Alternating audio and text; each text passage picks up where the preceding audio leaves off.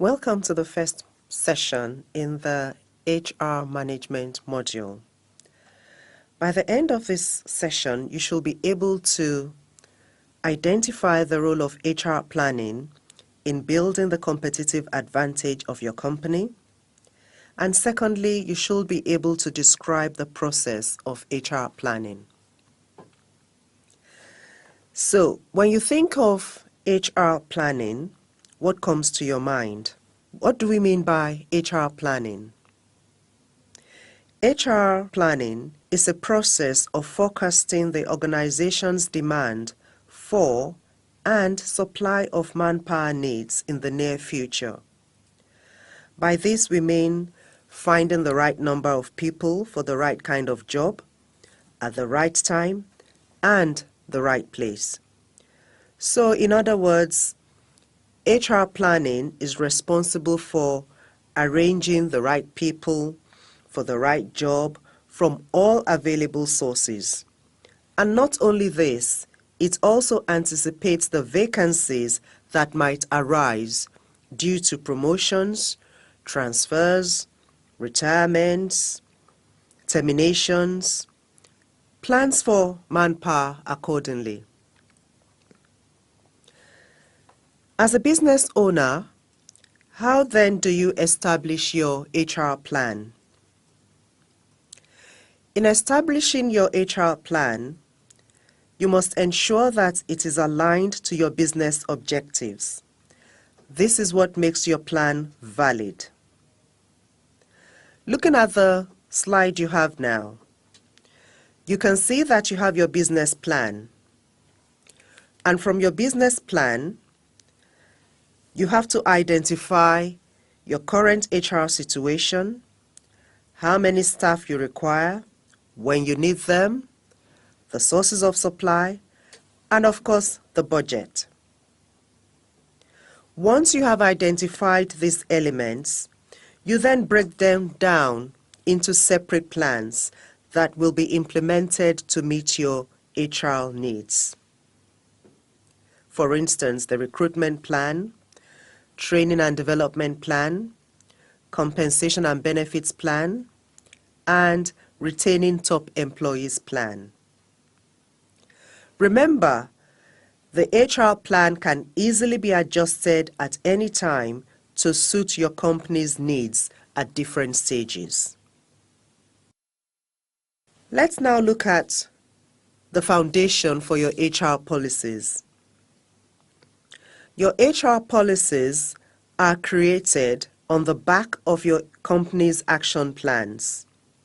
And of course, your company's action plans, as we saw in the previous slides, will be based on your business objectives, so that the foundation of your HR policies should meet your business objectives. Your HR policies, be it recruitment, compensation, training, appraisal, are not fixed regulations. These rather are flexible, and they are designed to suit each development stage according to the relevant objectives. HR policies should be legal, public, logical, and reasonable. So, for instance, if the statutory maternity leave is 3 months, your policy should be compliant and reflect this. HR policies should be based on the company's objectives and realized through the company's action plan. So what then happens if there is no HR planning? What would happen? As we can see on the slide, it means that when you don't have HR planning, you resort to solving problems on a case-by-case basis. This will result in a waste of human resources when you are investing without a focus and there is no alignment with common objectives. HR management is also reduced to only managing the administrative aspects of HR. You then have inefficient management of HR budgets, and ultimately you will lose good employees. No planning is planning to fail. Trial and error is not an effective management strategy because it increases risks and is costly in terms of time and money. Planning is a useful solution to inform the company about where it is, what has to be done, and how to minimize risks. Now that we have an understanding of what HR planning is, what then do we mean by HR management? HR management is concerned with the management of employees from recruitment to retirement or from entry to exit. The definition we have on the slide says it's all about acquiring services of people, developing their skills, motivating them to the foremost level, and making sure that they continue to maintain their commitment towards the organization. So when we look at it, HR management covers the fields of staffing, that is when you hire people, retaining people, the pay, the benefits, managing their performance, change management, and of course ultimately taking care of exits from the company. When we put HR planning and HR management together, what is the connection?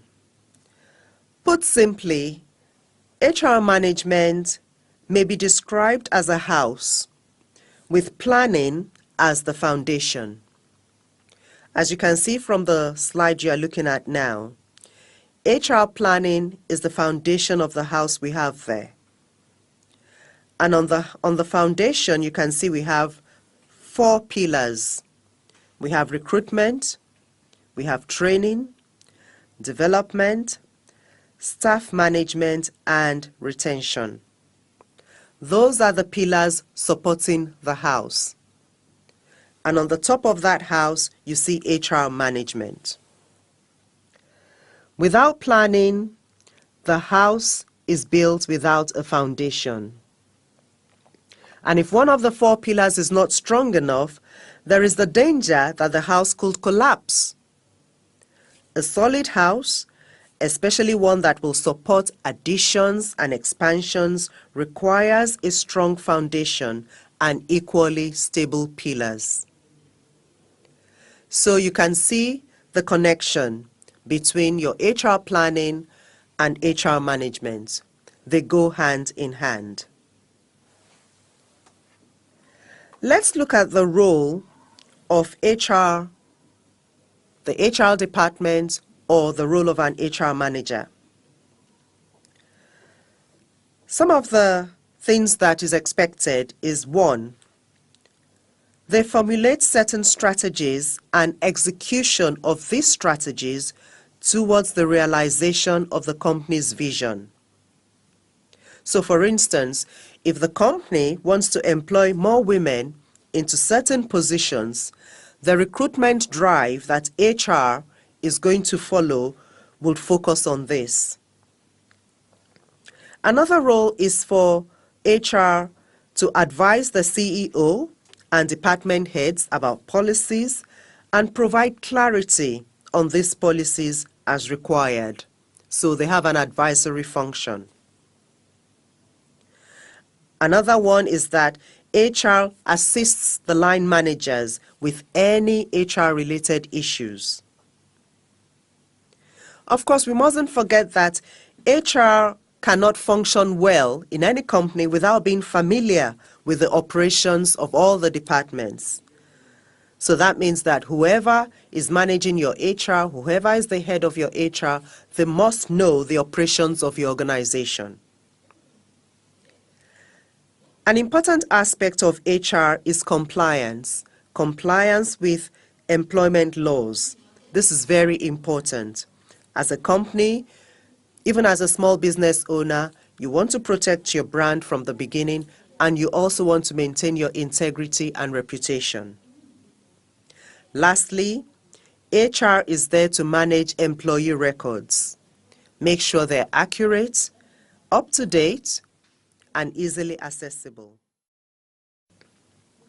Let's look at some of the processes that support HR. The following are various HR processes. We see the first one listed on our slide is human resource planning. And as we mentioned earlier, this includes recruitment, selection, hiring, training, induction, orientation, evaluation, promotions, and layoffs. Another process is the employee remuneration and benefits administration. By that, we're talking about the pay, the compensation, and all the benefits package that you will give your employees. Thirdly, performance management.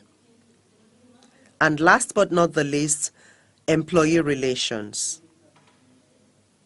Now, one of the processes there, performance management, for example, is a continuous process.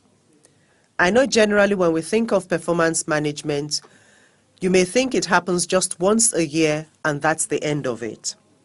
It is, however, a continuous process of setting objectives, assessing progress, and providing ongoing coaching and feedback to the employee to ensure that employees are meeting their objectives and career goals. When you have a good HR management in position, you will have top employee retention. The chart we are looking at now gives an overview of key HRM activities. It also emphasizes that HR planning is a continuous process based on a plan catered to each company and resulting from the business common goals. Again, you can see from the chart that planning is the foundation upon which all other HRM activities are built. Planning is what helps to link HRM activities with your business goals. And so it must not be carried out spontaneously or independently of your company goals. Saying that, who does what in HR planning? As the company owner, you decide the objectives and resources. You also set the direction for your HR policies. Your HR director or manager then does the HR planning and monitors the implementation of same. The HR director also develops and advises on HR policies. Your departmental heads or functional managers, if you don't have departmental heads, they have to develop departmental objectives and the HR needs within each department, within their own unit. They also manage the staff competency within their respective departments. We're now going to look at the process of HR planning. Looking at the slide we have now, you can see we have 6 steps. We're going to look at this in detail, but now let's just quickly glance through the steps.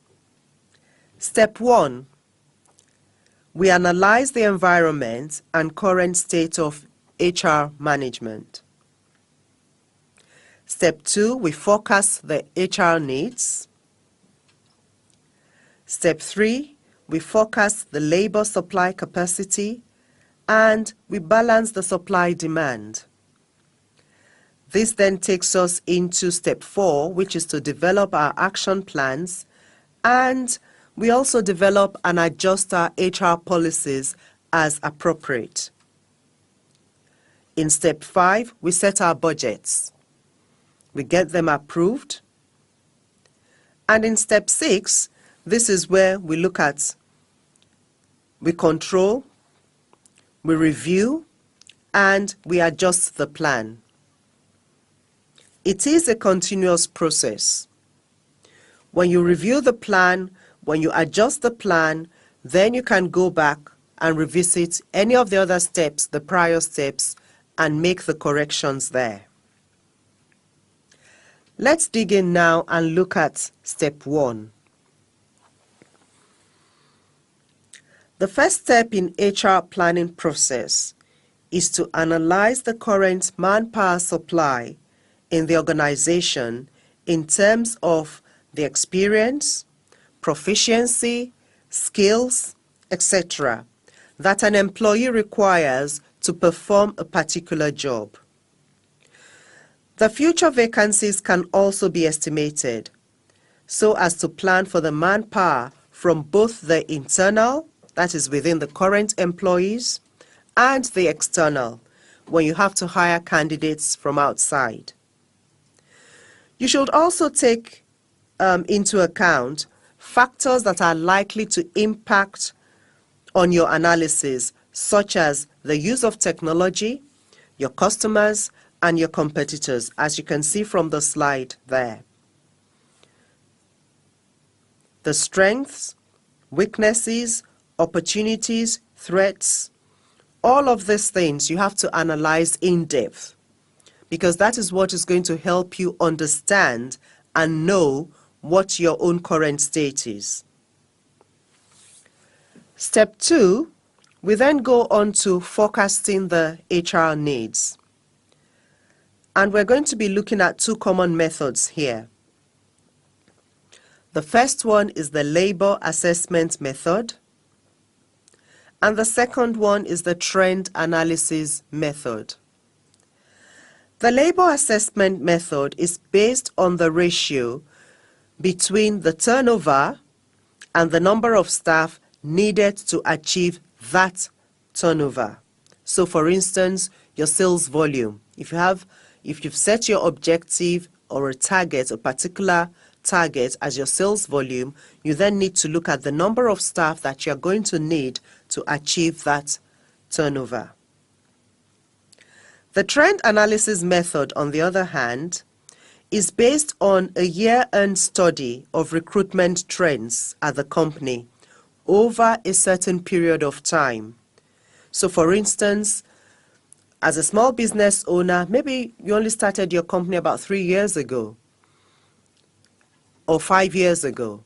So you look at the trend and to identify if this trend is likely to continue in the future. These are the 2 common methods that are used in forecasting HR needs. When we have done our forecasting, we then go on to step 3, which is to forecast the HR supply-demand capacity. And we'll be looking at 2 methods here. One is using the trend analysis, and the other one is using the ratio analysis. Using the trend analysis involves studying historical organizational employment levels. This is to help you predict what the future employment levels will be. So, for example, a hotel can determine that each housekeeper cleans 20 rooms in a day. That's their operational index. The hotel has perhaps 1,000 rooms and is projected to be at 100% capacity from September to December. So that's their peak period.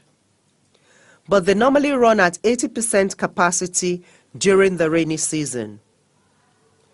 Using this method of trend analysis, the hotel management will be able to determine that they will need 50 housekeepers during the peak season and 40 during the rainy season. On the other hand, when we use the ratio analysis, this method links staffing levels to specific business activities. So, for example, if a company knows that it employed 4 production operators to make 100 units of a product per week in the past, it can then forecast the number of production operators it requires based on the average number of units that it needs to make each week in the future. That is the difference. One focuses more on the manpower, the operational index, and the other focuses more on the production side.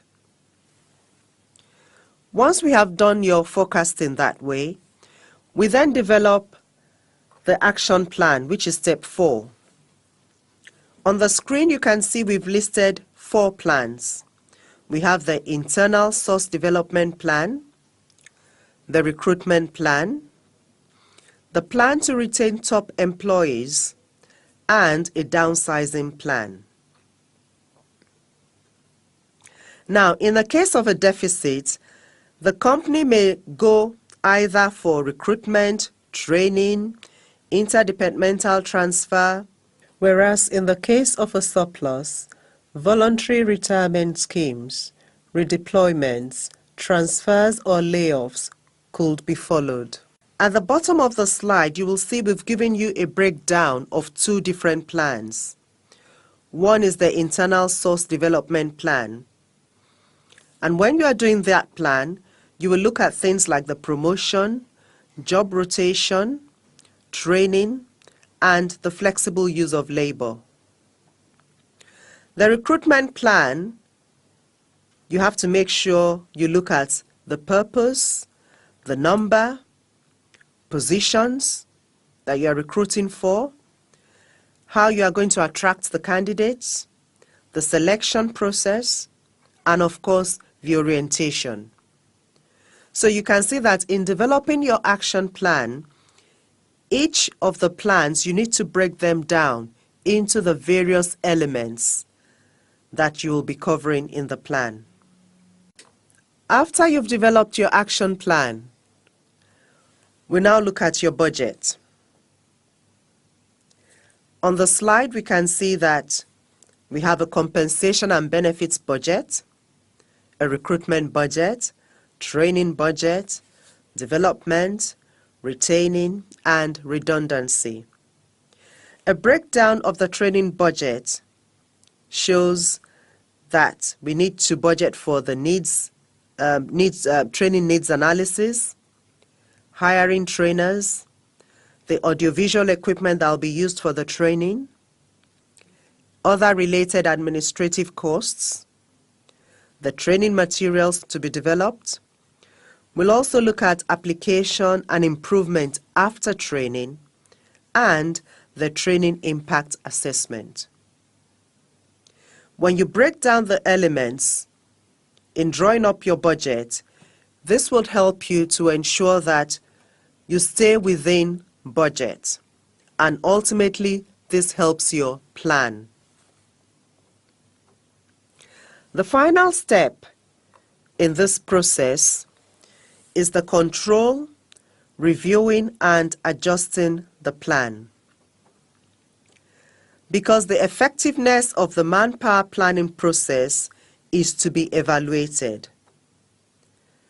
So, the human resource plan is compared with its actual implementation to ensure the availability of a number of employees for several jobs. At this stage, the company has to decide the success of the plan and control the deficiencies, if any.